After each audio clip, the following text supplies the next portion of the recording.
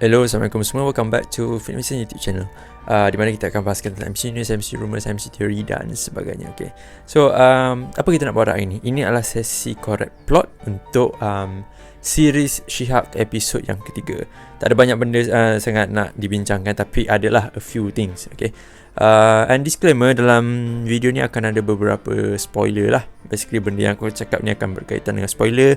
And for those yang masih belum tengok series Shihab ataupun tak ada intention untuk tengok series Shihab, korang boleh turn off this video, right? So basically episod yang ketiga ini telah menawarkan beberapa elemen yang penting lah. Contohnya seperti Jennifer Walters beraksi sebagai peguam. Itu yang kita nak tengok, sebab Jennifer Walters ni adalah seorang peguam. Instead of dia beraksi di dalam form ataupun di dalam alter ego sebagai Shihab, dia beraksi sebagai Jennifer Walters untuk menyelesaikan kes Emil Blonsky, yang mana Emil Blonsky ni ditahan disebabkan dia cuba untuk membunuh Bruce Banner, cousin kepada Jennifer Walters ini, dan juga telah merosakkan bandar-bandar ataupun keadaan sekeliling di bandar tersebut pada tahun 2008, The Incredible Hulk versus Abomination. And somehow dalam scene tersebut, dalam momen tersebut adalah beberapa karakter yang kita kenal, bukan beberapa lah, satu karakter yang kita kenal, iaitu Wong. Wong, The Sorcerer Supreme, bukan Doctor Strange, Wong. Dan daripada situ kita dapat tahu that Wong telah memaksa Abomination untuk keluar daripada penjara buat seketika waktu untuk fulfillkan dia punya mission as a Sorcerer Supreme. Dia macam kalau kau nak upgradekan kau punya level, kau kena ada finish ataupun kena fulfill certain mission as a Supreme, as a Sorcerer Supreme kan. Dan one of it is bertempur dengan Abomination. Okay, so benda tu dia dah lansai kan, and somehow Emil Blonsky ataupun Abomination choose untuk pergi pulang kembali ke dalam penjara instead of lari bebas di luar sana dan sebagainya kan. So apa maksud daripada sini? Maksud daripada sini, Abomination adalah baik. Lepas ni Abomination, kita tak akan nampak lah Abomination yang jahat, sebab dalam series tersebut Abomination senyum, nampak seperti dia sedang senyum. Dan adakah ini adalah bukti di mana Abomination tidak akan menjadi jahat, rampage, rage dan sebagainya macam dulu? Aku rasa yes. Okay, it is quite sad untuk melihat Abomination sebegitu. Tapi kena ingat satu benda, for sure Jennifer Walters telah membebaskan, bukan telah membebaskan lah, dia telah cuba sedaya upaya untuk membebaskan Emil Blonsky ini. And juri dekat situ, ataupun aku tak tahu itu prosecutor ke apa, dia telah mengatakan ataupun mengeluarkan statement di mana Emil Blonsky tidak boleh berubah langsung berubah kepada Abomination apabila dia keluar. And kalau dia berubah, automatically dia akan pergi ke penjara. Okay, itu apa yang dimention lah dalam momen tersebut. Tapi daripada perspektif aku believe ini adalah peluang yang terbaik untuk Valentina recruit Abomination. Ya, of course dia punya propaganda boleh lah cakap macam, oh ya, aku memang dah boleh kawal Abomination. Tengok aku kawal kan. Dia ada berubah jadi Abomination dan dia kawal that kind of alter ego. And yes, indeed, betul dia buat. And aku rasa tak pelik pun kalau dia kalau Valentina datang kepada Emil Blonsky one day, and Emil Blonsky accept dia punya Valentina punya invitation untuk join Thunderbolts, kerana dia boleh gunakan banyak alasan lah. Contohnya seperti Emil, kau rindu tak untuk beraksi sebagai Abomination? Betul, dia bodek-bodek sikit Emil Blonsky, Abomination terus pergi kepada Thunderbolts. Dalam episod yang ketiga ini juga, apa yang menariknya adalah apabila MCU ataupun Marvel Studios memilih untuk cameokan audience. Apa maksud cameokan audience? Okay, pada tahun 2019, waktu itu Kevin Feige sedang mahu mengumumkan projek-projek yang akan tiba di dalam Marvel Phase 4. Lama dah sekarang dah 2022 kan. Di dalam series Shihab, dia telah wujudkan satu kind of conversation yang berlangsung dekat social media, yang mana Shihab, kenapa hero sekarang ni perempuan? Dan memang sekarang ni hero memang tak ada laki lah ke kan, sampai kena pilih Jennifer Walters jadi Shihab kan. And apa yang orang komen pada waktu dahulu, pada tahun 2019, apabila Shihab diperkenalkan, Miss Marvel diperkenalkan kan, lepas tu ada America Chavez dan sebagainya kan, those komen telah masuk ke dalam series Shihab, which is benda tu aku rasa macam wah, a bit awesome moment bagi aku. Sebab itulah rating untuk series ini kind of melonjak naik, sebab dia gunakan apa yang terjadi in the real life, dibawa masuk ke dalam series. Ya, for some people of course benda tu macam tak ada apa kan, ataupun mereka lebih setuju dengan statement tu. Yelah, kenapa sekarang She-Hulk lah, Mighty Thor lah, lepas ni Jane Foster pula Mighty Thor, mana superhero lelaki lain kan. Basically itu adalah conversation yang terjadilah in the real world sekarang ini. And scene tersebut menunjukkan bahawa Kevin Feige macam dia nak audience faham there is a lot of character, okay? Just remember whose show this actually is. Even aku rasa comic book fan lelaki basically tidak menggemari dengan benda ni. Tapi tak apa, nanti kita bincang lagi. So itu adalah reference yang bagus lah bagi aku. Lepas itu juga one of the fun moments lah, okay? Sebab aku banyak kali cakap series ini very very fun dalam episod yang ketiga ni adalah apabila mereka cuba untuk menentang this kind of Megan Thee Stallion. Okay, Megan Thee Stallion ada di dalam MCU. Ya, aku tahu Megan Thee Stallion ada orang cakap untuk hypekan this series She-Hulk ini dan sebagainya. And yes, indeed, betul. Dan benda tu membuatkan series ini much way fun. Sebab adanya artis di luar sana yang real, Megan Thee Stallion masuk ke dalam MCU. Okay, benda ni gempak bagi aku. Aku tak tahu bagi korang macam mana kan. Dan mereka cuba untuk memenangkan kes di mana ada one of the friends, ataupun kalau dalam komik sebenarnya dia ni antagonis untuk Jennifer Walters. Aku tak ingat nama dia, Park ke apa. Aku tunjuk gambar dia ni sekarang kan. So basically dia fikir dia dating dengan Megan Thee Stallion, akan tapi dia tak dating dengan Megan Thee Stallion. Dia dating dengan seorang shapeshifter, seorang nenek shapeshifter lah daripada Asgard. Okay. Dan even nenek tua ni apabila disabitkan kesalahan kan, dia ada mention, dia ada cakap benda ni dekat Hakim. Hakim cakap macam ni kat dia, kau tak boleh buat benda macam ni dekat luar sini kan. Lepas tu dia ada mention lah macam beberapa ayat daripada Asgard macam tu kan. Lepas tu Hakim balas balik. Lepas tu dia cakap balik macam, hello sikit, Asgard is not about the place, Asgard is about people and something like that. Apa yang Thor cakap kan masa Thor Ragnarok tak silap aku, ataupun Odin yang pernah cakap kan. Aku macam, alah bodohnya shapeshifter ni. Kau dah lah disabitkan kesalahan, lepas tu kau guna ayat inspirational daripada Thor kan. Memang bodoh gila. Aku gelak. Aku jujur aku cakap episod ketiga ni aku tengok dah 3 kali. Very very fun. Sebab at least aku tak nak sentuh banyak juga berkenaan dengan Wrecking Crew. Okay, so ada at the end of the She-Hulk series ni ada sebuah pasukan yang bodoh, very very cheap nampaknya, cuba untuk menentang dengan Jennifer Walters ni lah. Dan benda tu nampak really macam tak ada direction langsung. Macam kau tiba-tiba kau nak pukul Jennifer Walters, sebab apa? Lepas tu ada momen tersebut di mana ada salah seorang daripada Wrecking Crew ni cuba untuk macam cocok. Dia macam nak ambil darah Jennifer Walters ni dan untuk replicate another Hulk. Faham tak? So daripada situ, daripada momen tersebut, okay, someone dah order dia orang ni untuk ambil darah daripada Jennifer Walters ni. Sebabnya Jennifer Walters ataupun She-Hulk adalah bukti macam mana orang lain boleh munculkan another Hulk. Faham tak maksud aku? Dan orang yang paling tinggi ramai orang berspekulasi, ada yang cakap Kingpin dan ada orang cakap street level yang lain dan sebagainya. Tapi yang kita boleh relate paling dekat sekarang inilah, sebab dalam series She-Hulk ni kan, dia banyak relate tentang Incredible Hulk 2008 tu. Kalau boleh nak relate sekali lagi, kita boleh relatekan dengan profesor yang bantu Hulk pada waktu itu. Aku tak ingat apa nama dia, Mr. Leader ke apa macam tu kan.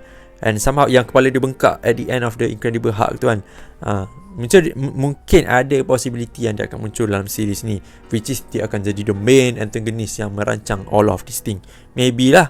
Kalau tak, salah lah, maybe orang lain lah kan. So there is a few things lah yang aku boleh cakap. Banyak sebenarnya, tapi aku tak nak panjangkan this video. Aku nak cakap pasal benda lain. Dan rating aku untuk series She-Hulk untuk episod setakat ni, episod ketiga 8.8/10, dan jatuh di bawah kategori awesome. Very very fun to watch for me. Okay, so kita moving on kepada some kind of controversy yang berlaku sepanjang series She-Hulk episod yang ketiga ini. Controversy diddle-lamb. She-Hulk. Okay, series ketiga, episod yang ketiga ini very very fun. Dan apabila very very fun, ianya telah menjadi satu masalah untuk Marvel fans ataupun Marvel audience yang very very gila. Okay, termasuk aku sendiri. Aku tak dapat nafikan, setakat ini daripada episod 1, 2, 3 memang this story some kind of comedy. Okay, everything nak buat jokes dan sebagainya. Taklah semua benda, tapi most of the thing kan. Tapi kita kena faham, dan aku sendiri pun kena faham, series She-Hulk ini is a comedy punya series. Itu saja. Itu adalah general perspektif yang kita semua kena faham. It is a comedy series. Bukannya seperti series seperti Falcon and the Winter Soldier, tak. Okay. Bukannya seperti filem Doctor Strange Multiverse of Madness, tak. This is a comedy series. Dan karakter She-Hulk adalah karakter yang berperanan untuk melontarkan komedi-komedi tersebut dalam series beliau. Dan benda ni terjadi dalam komik. Okay, dia say a lot of things yang very very fun, moment, scene dan sebagainya. Itu basically itu apa yang dia buat. Okay, dalam series ni setakat ini I find it very very interesting, dia punya story arc. Walaupun ada contohnya elemen-elemen luaran, contohnya seperti Megan Thee Stallion. Aku tak dapat nafikan mereka betul gunakan Megan Thee Stallion untuk melonjakkan rating She-Hulk ini. Aku tak nafikan benda tu. But again, aku faham the concept of comedy. Okay, everything that happens in that is comedy, nothing to be serious. At the same time juga dia munculkan cameo-cameo yang orang nak. Dan apabila viral kan, lepas series She-Hulk episode 3 ni sudah land very well, ramai disebabkan series ni ramai fans dah berpecah belah. Ada yang suka, ada yang tak suka. But most of time orang tak suka. Dia macam cakap, oh kenapa Megan Thee Stallion boleh twerk dekat ni apa semua kan. Lepas tu kenapa series She-Hulk ni diperkenalkan. Dan banyak lagi lah issues about series ni dan sebagainya. Dan sampai kan ada orang cakap MCU bukan MCU lagi dah. MCU adalah MCU, which is benda tu really really attack me secara personal. Aku tahu perspektif orang lain, perspektif dan sebagainya kan. Tapi ianya quite feminist lah. Ianya quite feminist disebabkan masa Marvel Phase 4 diperkenalkan kan, banyak Miss Marvel ada, lepas tu She-Hulk ada kan, lepas tu Kate Bishop akan mengganti Hawkeye. Ramai gila yang menentang benda ni. Aku macam, kenapa kau nak menentang kan? Aku kadang agree juga dengan diorang, kadang tak agree. Dan sampai kan keluar satu statement MCU. Ramailah orang guna MCU ni, MCU. Okay. Dan aku menentang benda ni sebab ia nampak macam feminis, really really feminis.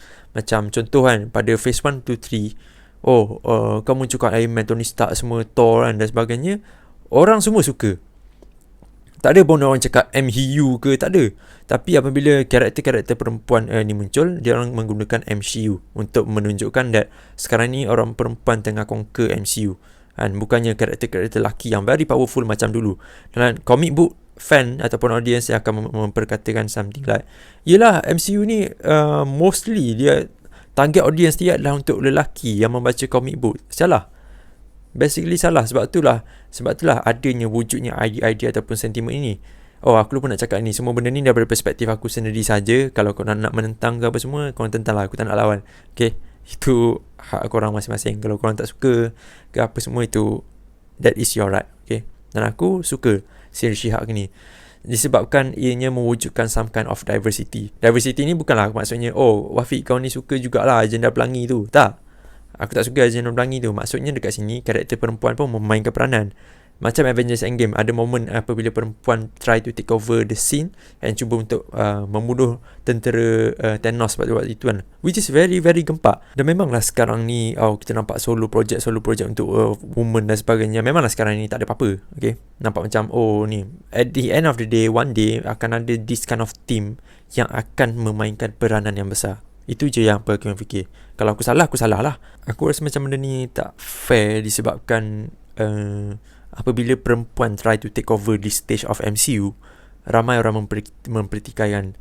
Aku kadang-kadang aku pertikai juga, kadang-kadang aku terima juga. And at this stage pada sekarang ini aku terima. Okay. Dan series She-Hulk bukannya teruk. Sebabnya orang tak suka. Orang dah tak suka macam perempuan boleh jadi superhero. Dan sedangkan comic book fan superhero ni semua berlaku dalam lelaki. Okay, kena faham satu benda. Marvel Studios ataupun Marvel Cinematic Universe ini adalah sebuah studio yang merancang jauh ke depan, okay? 10-20 tahun yang ke depan. Dan aku rasalah, apa yang aku percaya, mereka ini tidak boleh menawarkan filem superhero yang bergenrakan multiverse, keseriusan, rageful dan sebagainya tidak berhenti. Maksud aku tak berhenti macam tak ada gap yang restful piece, faham tak? Tak ada gap yang tenang dan sebagainya. Semuanya macam very very packed. Multiverse, tak boleh buat macam tu kerana kalau mereka memilih untuk pergi ke jalan tersebut, at the end of the day, maybe 20-30 years ago, later on, audience akan bosan dengan superhero pun genre. That is the main reason apa yang aku percaya. Sebab itu ada wujudnya siri-siri seperti She-Hulk, seperti Miss Marvel, seperti Moon Knight ke. Siri-siri yang filler, siri-siri yang tak ada kaitan lagi for now dengan filem live action yang besar, just untuk memakan masa. Sebabnya benda ni berlangsung dengan sangat lama. Dan studio ini, Marvel Studio ini menawarkan bukannya projek action yang very very super macam dalam komik ke, tak. Ia mewujudkan satu experience yang berpanjangan, yang bermaksud superhero daripada MCU takkan habis. In order untuk reach that, kau perlu menyentuh karakter-karakter yang tidak mendapat highlight di dalam komik. Okay, She-Hulk dapat highlight. Maksud aku macam dekat in the real life ni, ramai ke fan She-Hulk dekat luar sana. Itu maksud yang aku cuba nak sampaikan.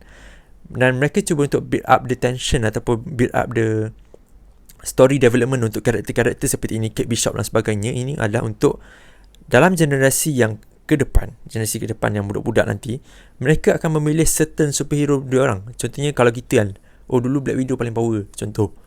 Sekarang ini dalam 10 tahun akan datang, Kate Bishop, aku dia suka Kate Bishop. Itu adalah contohnya. Okay? And itu adalah DNA yang paling accurate untuk membuatkan filem superhero ini berpanjangan. Dan disebabkan DNA dan planning ni semua, walaupun orang kecam dan sebagainya kan, korang tengok Game of Thrones, GOT kan, Game of Thrones, Star Wars, DC, Sony, semua sedang cuba untuk meniru MCU punya plan.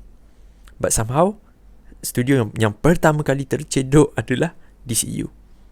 DCU nampak apa yang MCU cuba buat, they try to they try to duplicate apa yang MCU buat, tapi tak menjadi. Sebab apa? Dia orang rush untuk sampai ke tahap MCU sampai, dan benda tu tak jadi. Itu adalah bukti ataupun reference yang senang korang nak faham kenapa kita tak boleh nak rush into things. Kita perlu take time, munculkan projek-projek yang kecil dahulu, bila masanya sampai tiba masanya, kita produce filem yang besar. Itulah maksud apa yang aku cuba nak sampaikan. So basically series She-Hulk ni bukanlah untuk korang berserius. Ini adalah satu message pada Kevin Feige sendiri untuk korang bersantai-santai dahulu. Sebab nanti akan ada Ant-Man and the Wasp, Quantumania dan sebagainya. Everything start too serious. So take a time and chill lah for me kan. Dan ya, aku tak sabar untuk episod yang keempat, 5 dan 6. Maybe after this Daredevil akan datang kan, lepas tu orang akan start suka balik ke, aku tak tahu. But yeah, overall itu apa yang aku cakapkan tadi adalah semua daripada perspektif aku sendiri. Aku tak mengharapkan untuk korang accept benda tu ke ataupun menolak benda tu ke. It's up on you. Aku tak kisah. Okay, tapi itu adalah pendapat aku lah, basically, kalau ada orang yang tertanya. Okay, so itu saja sebenarnya untuk aku nak borak pasal She-Hulk episod yang ketiga. Lama aku borak ini, sial lah. Okay, so kita jumpa lagi di video akan datang esok, lusa dan sebagainya. Okay, take care. Assalamualaikum dan bye-bye.